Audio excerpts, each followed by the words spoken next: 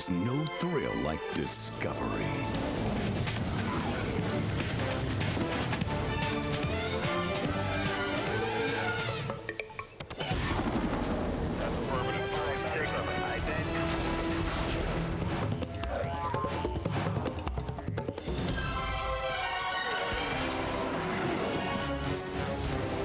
The Discovery Channel.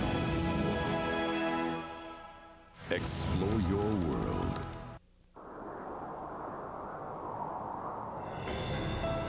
Just below the Arctic Circle in the Great North lies a land so large, so beautiful, so extreme that the Aleut Indians gave it a name, Great Land, Alyeska. It is longer and wider than the whole rest of the United States. It is bordered by 2 oceans and 3 seas. It's 500,000 square miles of amazement. To see it all would take more than a lifetime. If you visited 1,000 acres every day, you would finish your tour in just under 877 years. And bundle up, because it's also the coldest place in America. It's 49 below today, and just about a 5-mile-an-hour wind coming out of the west. What is it that draws people here, with its remote locations, explosive volcanoes, and unpredictable weather? Alaska can challenge the most experienced adventurer. Next thing we know, he disappears out of sight into one of these gaping crevasses. Well, we figure that's the end of this person. The costs are high. The wave came over, took the whole crew out. I got my hand tore off halfway. Bear claw, lion claw, my claw. They stand in the wrong spot, get killed. The payoff can be big, but it's not always in dollars and cents. What makes this place so special? Maybe it's that on any day, if you're really lucky, you might just see something that you'll never, ever forget. So welcome to Extreme Alaska.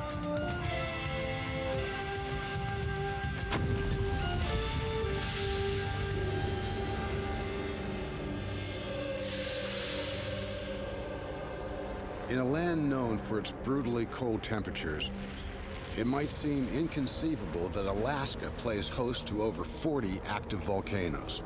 Each and every one of them are a potential time bomb.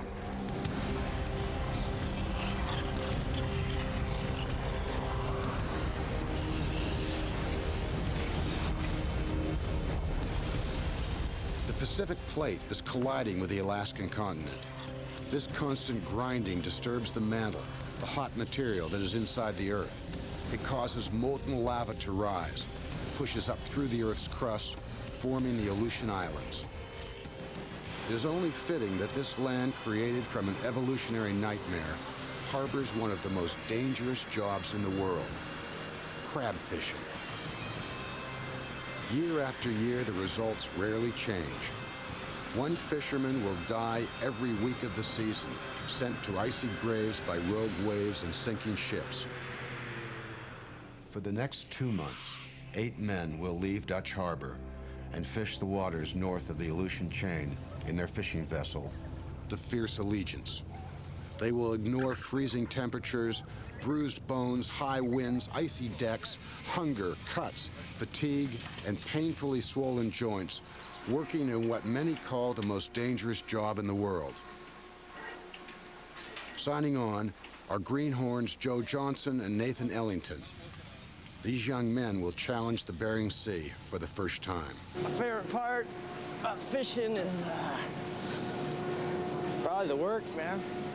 It's about in the money. Yep. My job basically is just to do whatever I'm told and try to do it as fast as possible. Is that one done?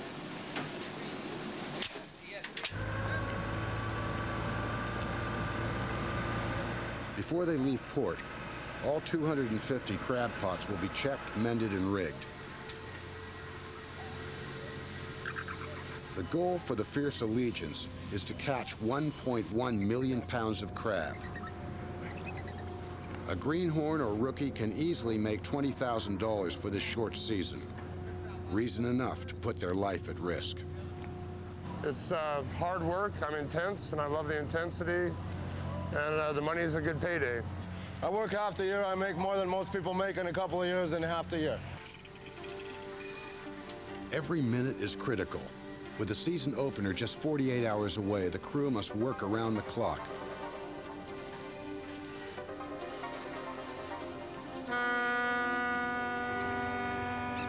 With the final preparations complete, the Fierce Allegiance heads out. While weather satellites track what will be one of the worst storms in 18 years coming in. Storm warnings are going to be coming in here this afternoon by tonight, so it looks like we're going to get it. Saying red sky in the morning, sailor's warning, it's in clouds. You're going to see some pretty big seas. I think we're in for a ride tonight. Captain Rick Message and his crew have fished these waters before, but nothing can ever prepare them for the unpredictable weather in the Bering Sea. Come on back there, watch your starboard side there, buddy mate. The process of setting the pots begins. The crew works tirelessly as the weather gets worse. This being Nathan's first time on board, he gets the wet work, gutting and handing out fresh cod, which is the primary bait for the pot.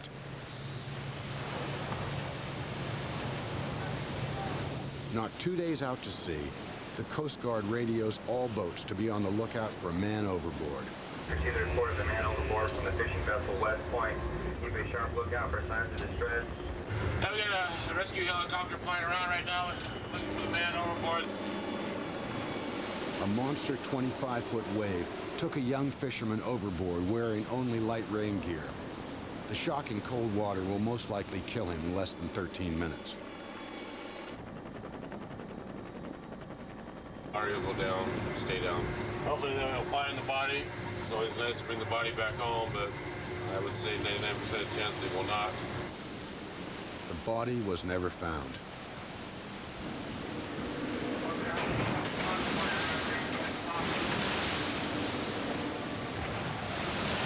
But there's no time to mourn the lost fishermen because work on board never stops.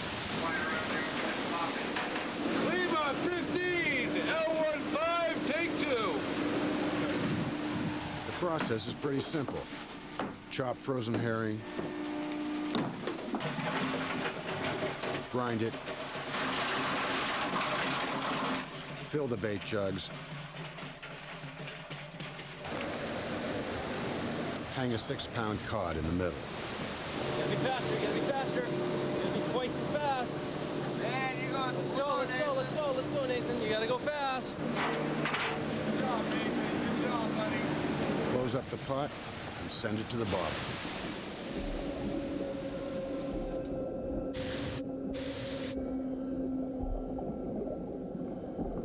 At 700 feet down, the pot comes to rest in a bleak, alien world.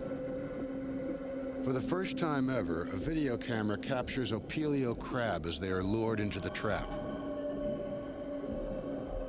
The Opelio crab follow the scent of herring and cod oil by means of chemoreceptors. These organs are sensitive enough to pick up the trail in complete darkness.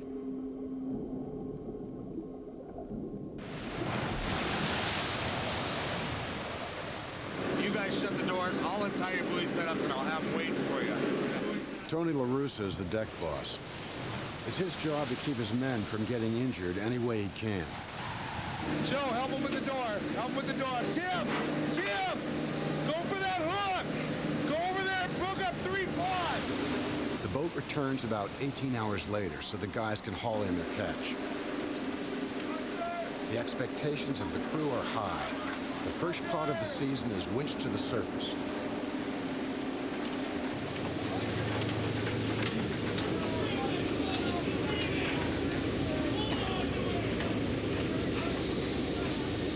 Their hard work has paid off as the pot gives up over 300 prime crab.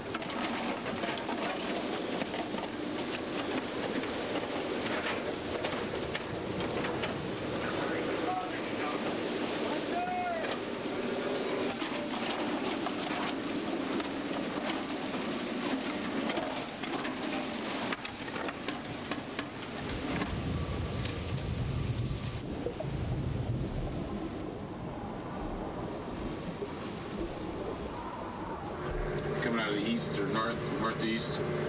Temperatures start dropping down below 0 with the oil chill factor. Start making ice. A numbing cold combines with high winds to hammer the crew as they continue their pursuit of crab. The deck pitches steeply. Go for that hook! Go over there and hook up 3 pods! An 800-pound crab pot bouncing wildly on the slick deck can easily snap bones like twigs.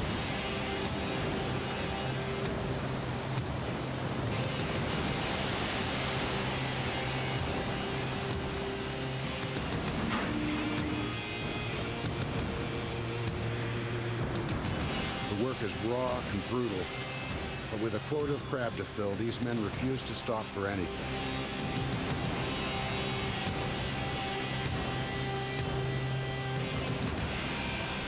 But sometimes, even the toughest crew has to sit down. Just hit me from behind. I had my back to it. Didn't even see it coming. Hit me from behind, washed me into the launcher. The crew is physically beat up. Did a really good job, but they pulled 200 pots today, but they battled steady 20, 25-foot seas. You knocked around there too this morning? Yeah. So your breakfast is for Advil? Yeah, 4 Advil and some coffee. For starters, I'll take a couple more of these in a while. So everybody got a little taste of, it hasn't been here in that kind of weather that knows what it's like now. And I think everybody's due for a little couple hour rest.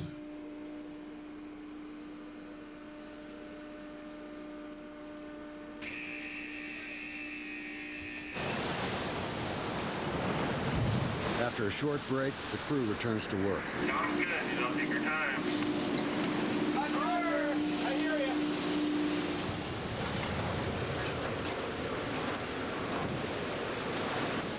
With the tanks near capacity and a new storm front on the horizon, the captain makes a decision.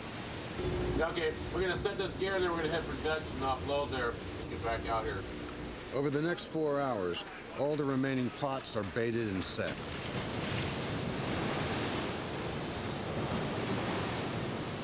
I want to beat a rush of boats going in to deliver.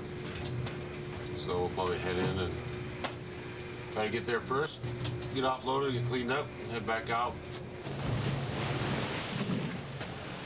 With their first week behind them, the fierce Allegiance heads home.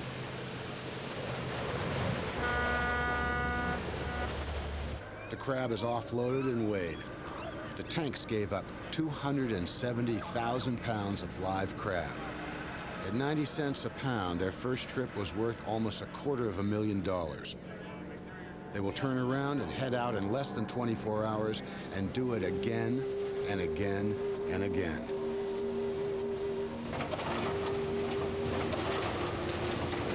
At the end of the 8-week season, the crew will net their quota of 1.1 million pounds of crab. And more importantly, they will come home unscathed. This is the life of an Alaskan fisherman.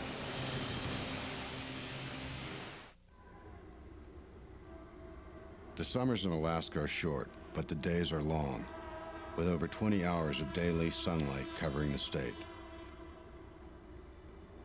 Here, almost every living thing shares a single objective: celebrate the survival of the past winter and then prepare for the next. Alaska is almost 3 times the size of Texas. It has over 5,000 glaciers, 3,000 rivers, and an incredible 3 million lakes. Just north of Anchorage lies the Matanuska Valley, carved out of massive glaciers and fed by these rivers and lakes. This fertile triangle is the meager breadbasket of Alaska, which, by the way, ranks dead last in American agriculture. But plenty never got in the way of big. And we do have some new records this year. Something to be proud of, the Karabi right here. This is a new world record for us on the state, 1998, 39.5 pounds. Another new state record this year is our Alaska Beat. Another new record, world records, mind you, 1998, the Carrot, 18, almost 19 pounds. course, you look at your kale. I know you liked the kale right there. We're pretty proud of our kale around here, too. Two gentlemen with early roots in the valley are in search of the ultimate prize, the 100-pound cabbage. Gene Dinkle, a retired high school science teacher, holds the distinction of winning nearly every giant cabbage contest for the past 25 years. What's the key to his success? It's a secret that only he and his brother share. This is the cabbage that I'm pretty sure I'll take to the fair. It's huge.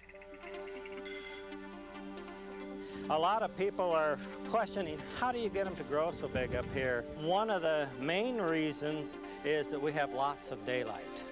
And because we do, the cabbage doesn't shut down at night. It's constantly growing.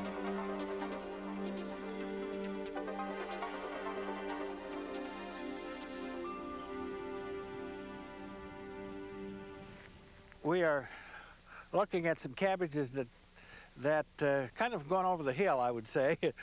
They were Michael Jordan's a week ago, but right now I think maybe they're Dennis Rodman's, a little bit off color. They reached their prime about 10 days ago. My brother Don wound up in agriculture.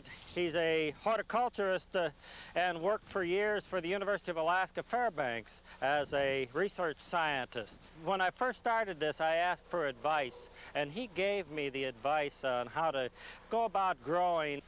He said, Don, he says, someday I'd like to beat the pros. How do I do it? And so I told him how he should go about it, and he's done it. Rutabaga. You don't see many like that.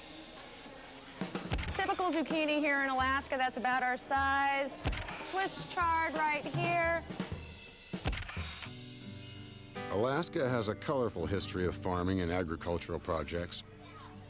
As a part of the New Deal plan to aid American farmers hard hit by the Great Depression, 203 Midwest farm families were transplanted to Palmer, Alaska in 1935. Well, we came in 1937 as replacement colonists for the Roosevelt colony project that started in 1935 because of the suspicion of war at that time. It was kind of organized as a communistic society, but of course Americans never took to that. I planted them the first year, and I thought, well, when it was fair time, I better cut one and see how big it is. And it went over 60 pounds, so I took it to the fair and won.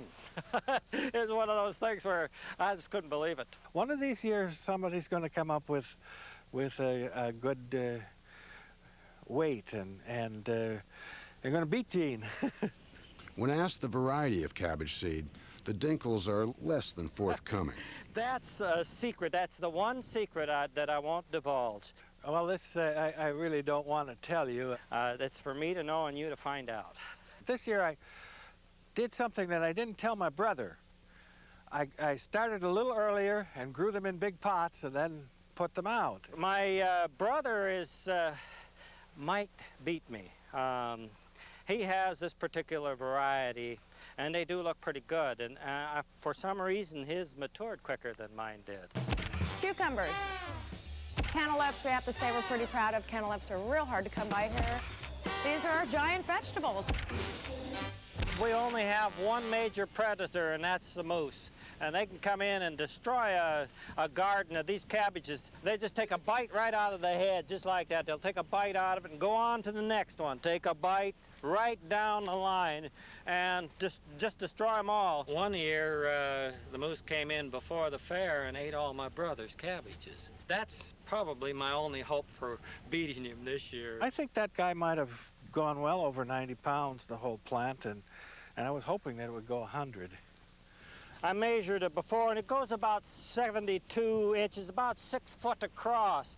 The head itself is not large. It could spend a little more time growing, but it's pretty mature. It's a huge cabbage, and it's just gorgeous. Let's load it up and take it in.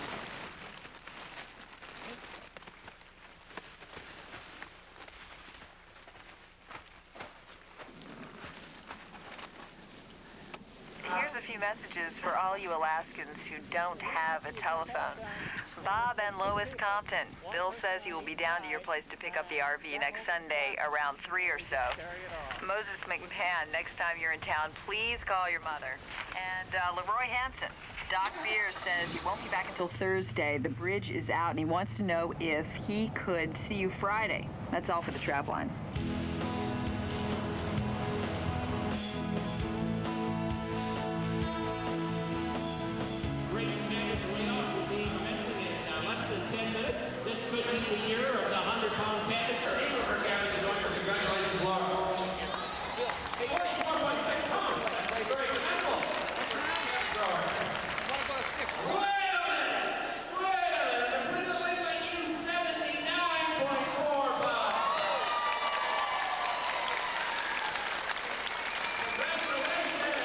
Mr. Gene Dingle, you gotta tell our audience, it takes more than just sunshine and rain. What does it take? Just stay at it, I guess. 72.7 pounds. Thank you, Gene. First of all, he's going to tell you the name, and I'm going to tell you the weight. What's the name of your cabbage? Dennis Rodman. Dennis Rodman. Got a little wild. Huh? I believe, unless I'm wrong, it's the heaviest cabbage weighed today at 89.4 pounds. Congratulations, $2,000, a big blue ribbon. I want to thank absolutely everybody that participated. When asked again about the variety of their winning cabbages, Well, I don't know. That's Gene's secret. And I've forgotten. I didn't, but I won't tell. Okay, thanks.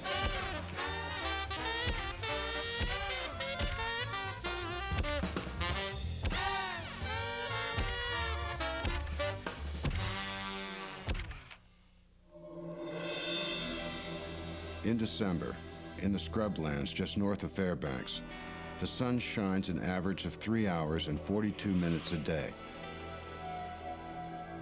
The 20 hours of darkness can dim even the brightest souls.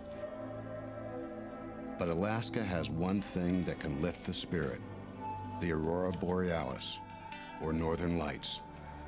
They dance for their dinner almost 200 nights a year. From early spring to late fall, they shimmer and undulate above the great north. The Alaskan natives believe that the lights are torches carried by old souls leading the newly dead to the other world. Scientists say it's electrical discharges resulting from the interaction between the solar wind and the Earth's magnetic field. In either case, with the darkness and the cold, it takes a hardy soul to survive here.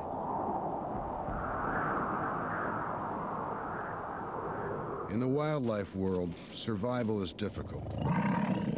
Perpetuating the species can be painful. In Alaska, even love hurts. The object is to get the girls. Muskoxen are what is known as a harem breeder, and that means that one bull will attempt to gather together a group of cows and protect all those cows from any other bulls in the area. Muskoxen have a very ritualized fighting behavior for establishing dominance. When two muskox bulls are going to fight, they will strut around, kind of show off to each other, and they often make some grumbling or roaring noises. And then ultimately the fight will develop by two bulls facing each other and then slowly backing up from each other, with each animal weighing 700 to 800 pounds. It's an incredibly forceful impact. When they collide like that, often their front feet rise up in the air.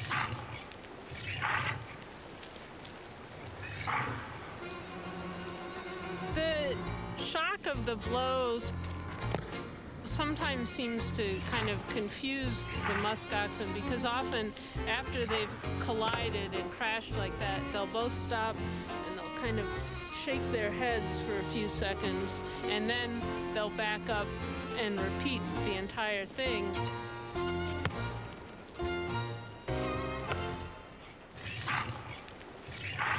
The females, you know, they're the much more sensible sex, don't engage in any of that heavy-duty fighting, so they don't need those big, really heavy horn bosses.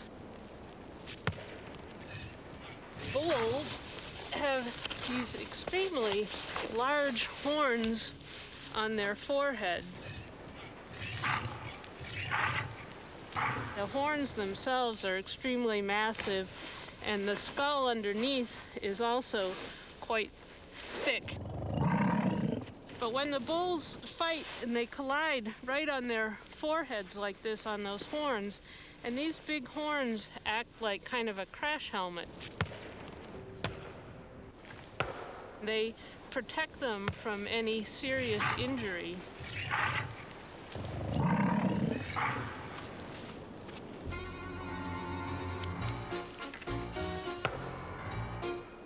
For an animal like the muskox that has evolved as a social animal living in groups with both males and females, this fighting behavior seems to be very important, since muskoxen are thriving now and they've been on the earth since the times of the mammoths and mastodons. It appears to be quite an effective strategy and very successful.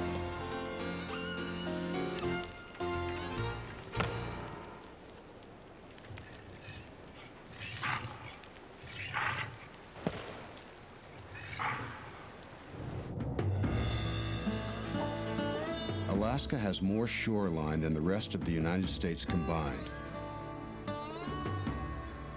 Almost 1,500 rivers and streams empty along its coast.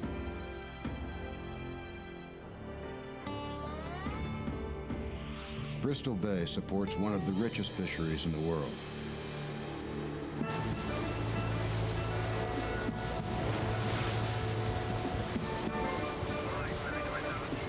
Every year, about 12 billion red salmon eggs are laid in the riverbeds and streams that drain into the bay. This spring, 37 million red salmon will travel through here on their way home.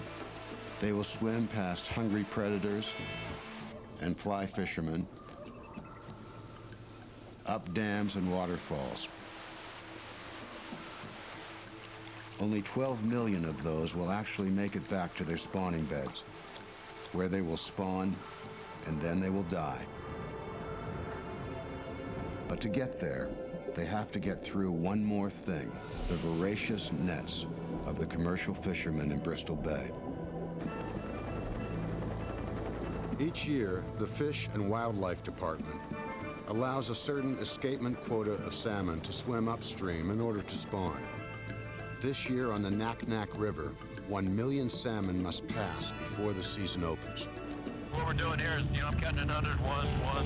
Every one is 100. In Bristol Bay, the salmon come in, and this is the normal area that we usually fish. It's approximately 60 miles. Today, we're moving into the Naknek Special Harvest Area, which is about a 4-mile stretch of the river. We're keeping them out of the bay because the Kwijak River escapement has not reached its minimum. Escapement is the minimum number of fish that we wish to have to meet the spawn so that there is enough reproduction to maintain the run. It's up to Dave Churchill and the rest of the Fish and Wildlife Department to hold these fishermen inside this cramped, claustrophobic 4 miles of river space. If the salmon don't come, many fishermen will lose their boats, their houses, everything. To most of these fishermen, it's their livelihood. These guys have big payments. These permits are roughly, $120,000, and the boats are up to $300,000. There's incentive for them to fish. Boats race into the best position for netting. What you see out here is these guys are pushing the line. We're right on the line, so they're fighting for money. The starting horn blows, and all at once, 400 boats drop their nets. The closest to the mouth of the river will get first crack at the salmon as they begin their upstream journey. So they'll start laying on each other and laying on each other. Just dog eat dog out here. What you're seeing today is true combat commercial fishing. Crashing and banging and smash into each other's boats, push each other out of the way. it's tactics, it's what they do to each other. If you can take a competitor out of the action for a few minutes, it gives you a chance to catch a few more fish than the next guy. It's a good channel for fish to run.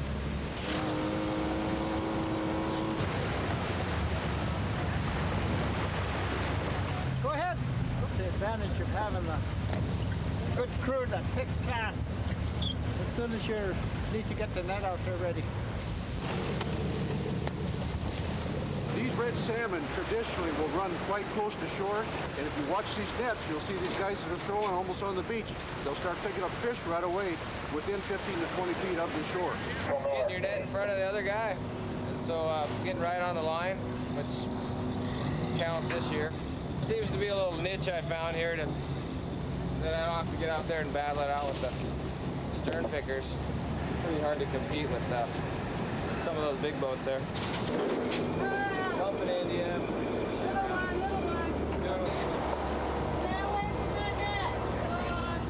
And they just kind of slowly squeeze you out. It's what they do to each other. If you can take a competitor out of the action for a few minutes, it gives you a chance to catch a few more fish than the next guy.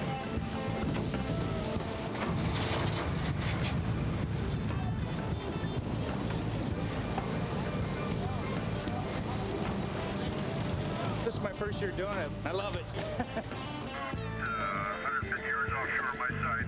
They ran way out. All right, roger that. You're on the north side over here? Roger. A boat may be fishing over the line, getting an unfair advantage. Officer Gonzalez responds.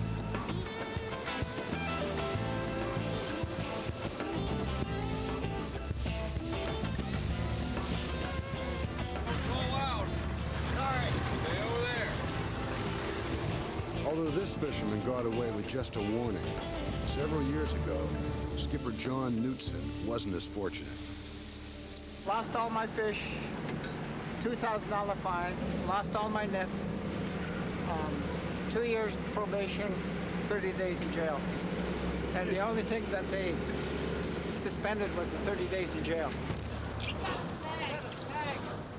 What must have happened, we had a snag and the end was drifting down and we sucked in the end of it with the prop while we were backing up. Be missing out on $1,000, couple $1,000.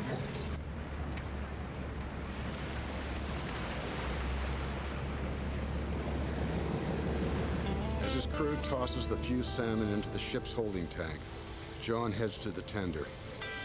Swing by my bow here. Unload the salmon that we've caught today.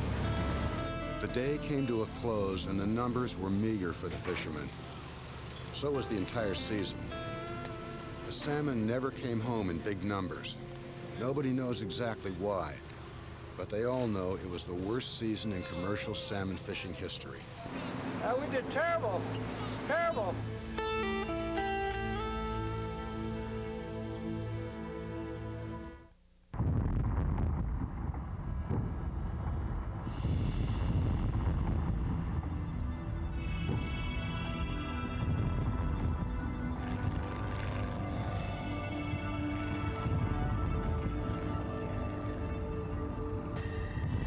The existence of glaciers in Alaska dates back 13 million years.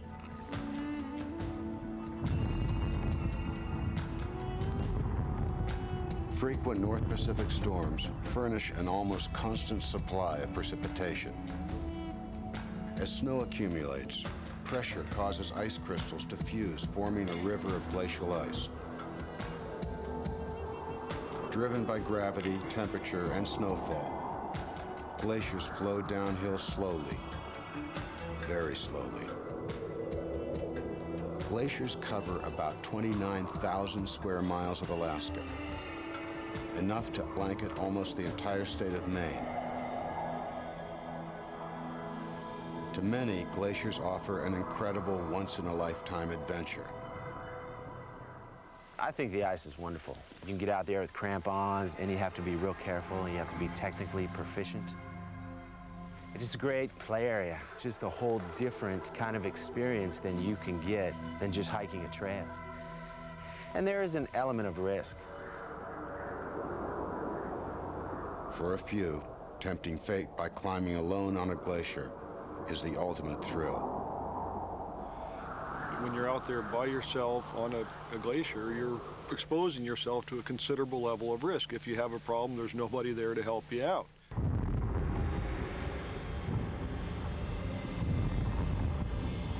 In the southeast corner of Alaska lies the Juneau ice field, a massive chunk of ice 15 miles wide and 70 miles long. Hiking by himself on the Mendenhall Glacier just west of Juneau, local climber Doug Drexel came across an amazing find. Something caught the corner of my eye, about 100, maybe 150 feet away. And as I looked back, I saw this brownish kind of rust color. It just didn't look right on the glacier. Being kind of curious, I went to check it out. As I got probably within 50 feet, I noticed a pair of boots. And I had this kind of weird feeling, and I got a little bit closer. And I said, oh, Lord, I hope that's not what I think it is. Then I could see the bones, I could see the clothes, and I realized it was a body. I did a 360 around the body, staying about 20 feet away. Still kind of feeling uneasy.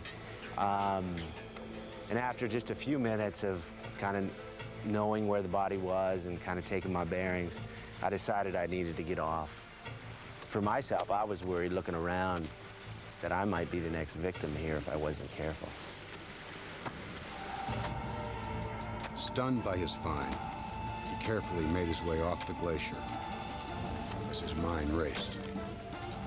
Who is this person? Does their family know what happened to this person? You know, to me, this person was alive, used to laugh, you know, and they're not around anymore. It's gone. Alaska State Troopers identified the body that melded out of the ice as that of Thomas Hargraves, a British climber who disappeared in the Juneau Mountains 5 years ago. Hargraves was an adventurer who spent winters climbing mountains in South America. But come spring, you would find him on a fishing boat working his way north to his beloved Alaska playground. He was just a really caring person. He was a wiry little guy and a hell of a worker. He was a fun guy. He would stay at my place. I'd see him when I saw him, was the kind of thing, you know. He'd come and go. He showed up. He'd been here about 3 days, and he left a note at my house saying that he was going to climb this mountain off to my right here, Mount McGinnis, and would be back that night. He didn't come back that night. They found his bicycle at the bottom of the trailhead. We were pretty panic-stricken. Nobody had seen him or heard from him. And at that point, we contacted the state and cranked up an official search.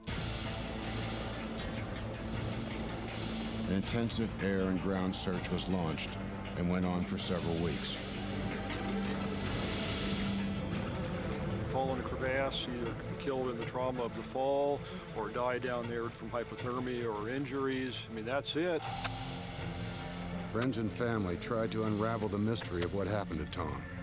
Did he fall? One slip, one fall, and, you know, you're unconscious. Did he hit his head? That's concrete. Did he slip down a crevasse where he was wedged in the ice, unable to free himself? Was he lying in a pool of freezing water? All possibilities were deadly. If he would have fell into that water, which would just have been above freezing, and bumped his head, you're talking a matter of minutes where somebody could die. Sea Dogs 1, temps code 337. We have yet to spot any signs of the climber, and we are beginning to run low on fuel. We're going to go ahead and call it quits for the day, and we'll start again first light tomorrow. Thanks for all your help. After several weeks, the search was called off. Tom Hargraves had simply vanished.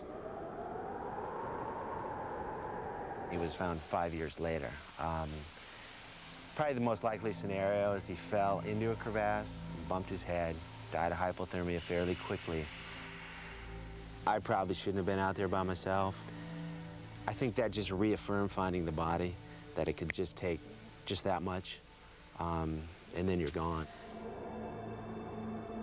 When you're a kid in school, they tell you about the buddy system, you know, how you should always be with your buddy whenever you go do something. And that way, if you ever get in trouble, somebody will always help you. But Alaska doesn't bring out that in people. I had this tremendous feeling of loss and guilt over the 5 years that he was gone. But then a real feeling of relief when they found him. I guess to put it in perspective, I learned from his mistake, and that's a heavy lesson, you know, that I take with me. He was following his spirit. I think Alaska just fires that. It just instills that in people's soul, and I think Tom felt that, and maybe that was what he loved about Alaska, was that that was in his soul. For nearly a century, climbers around the world have sought to summit Mount McKinley. Adventurers come here to claim a first ascent or simply to face and to conquer a personal challenge. In this summer season, almost 1,000 adventurers will attempt to summit the mountain. Less than half will be successful. Some will be rescued, and an unfortunate few will go home in body bags. McKinley was literally carved out of the earth and bedrock by massive glaciers. Its size is staggering, 20,320 feet. That's almost 4 miles straight up into the stratosphere. Because it is so massive, Mount McKinley actually creates its own weather. It's a big mountain. It sticks up into the wind. You're going to have the wind swirling around in all different directions coming at you there. Winds become super cool, racing out of the Siberian Arctic. They roll across 2,000 miles of open tundra, polar ice, and frozen seas, picking up speed as they go. These storms come in fast, out of nowhere, on a collision course with McKinley and anyone unlucky enough to be on it. That mountain is like a subtle killer. I climbed Everest in '92. I've climbed Denali to the summit 4 times, and I've got to say that Denali is a colder mountain. On a perfect sunny day in June, 8 British soldiers depart their camp at 16,000 feet to make an attempt to the summit. Carl Bugord, an 18-year British Army veteran, is a member of this group. It's a challenge, never done it before. Scared of heights, thought I'd get over it after that. When the men set off, the weather is clear. They climb slowly for 12 straight hours. At 19,000 feet, just 600 feet from McKinley's peak, disaster happens. Someone shouted over that there'd been a fall. Over the next 72 hours, the climbers stagger back to base camp, all except Carl Bugord and Martin Spooner. Spooner has serious injuries to both ankles and is unable to walk. Bugord volunteers to stay behind with his friend, a decision that will cost him dearly. For the next 3 days, they fight to survive McKinley's wrath. Blizzards and brutally high winds cause the temperature to drop to 100 degrees below zero. When the weather started getting bad, I mean, we were in close together, but it's so bad at times we couldn't even see each other. We started feeling our fingers, as soon as we exposed them to the weather, our gloves had to go straight back on. Otherwise, within 5 seconds, at the very most, your hands were just freezing and nearly crying with the cold. This is the coldest I've ever experienced in my life. Just couldn't feel my toes anymore. When they left that morning for the summit, these men believed they were taking a 16-hour round trip. No need to carry shelter or supplies. So Carl and Martin are unprepared for the day upon day of bitter cold. We thought we'd been deserted, that's without a doubt. I've never heard of anyone spending that much time up that high in McKinley and surviving it. There's a stage when we thought they're not going to come. And if we don't make a move, we're going to be... we won't be going down at all again. That's when I started to think of back home. So being back at home in Guernsey, on the beach.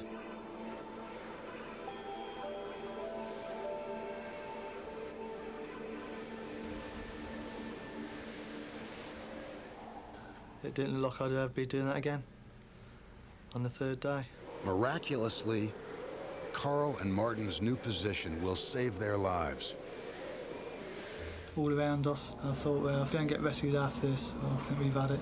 I was just praying that somebody up above was looking down on us and help us out. We had Jay Hudson do a flyby, and suddenly one of them got up and waved his arms. And I remember being able to look up and seeing something kind of movement out of the rock.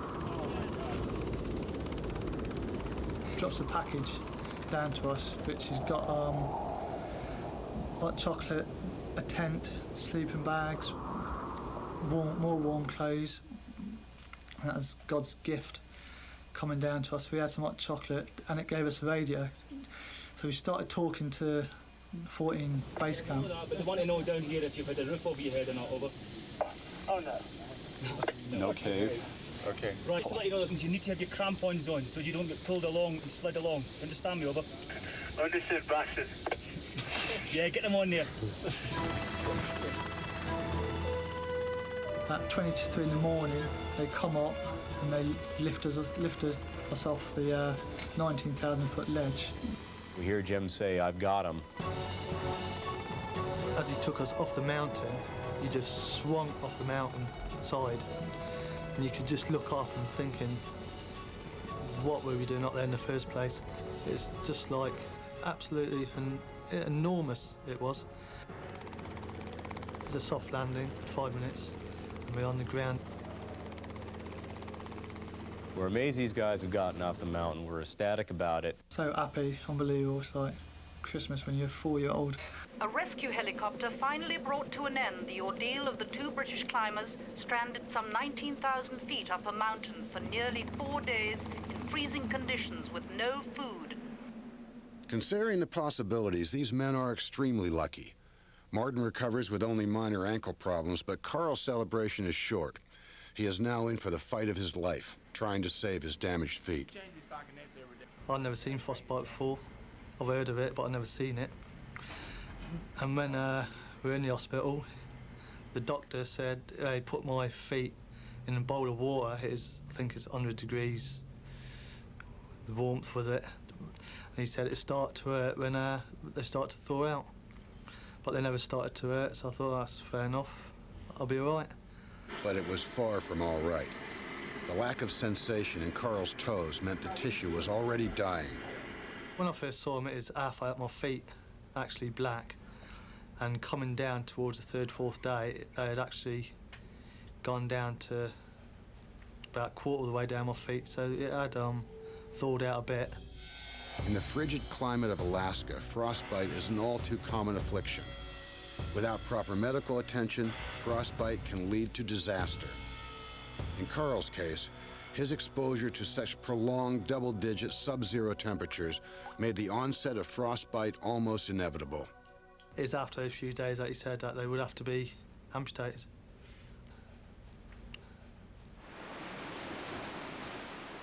After surgery, Carl returned to his home in the Isle of Guernsey.